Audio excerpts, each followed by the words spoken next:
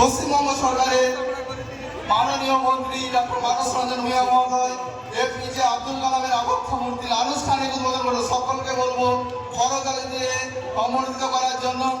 প্রখ্যাত বিজ্ঞানী এপিজে আব্দুল কালামের যে আবক্ষ মূর্তি, এই আবক্ষ মূর্তিতে মাল্যদান এবং মূর্তির উন্মোচন ঘটাচ্ছেন পশ্চিমবঙ্গ সরকারের সম্মানীয় মন্ত্রী ডক্টর মানস রঞ্জন ভূঁইয়া মহোদয়। আমরা বিদ্যালয়ের এই পুণ্যলগ্নে যে মাইলস্টোন প্ল্যাটিনাম ৭৫ বছরে তাকে পেয়ে আমরা অভিভূত এবং আপ্লুত।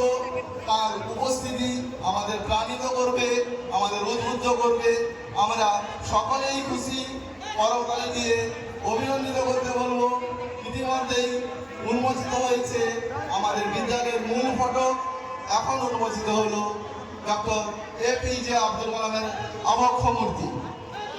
আমাদের মধ্যে উপস্থিত হয়েছেন সম্মানীয় মন্ত্রী পশ্চিমবঙ্গ সরকারের।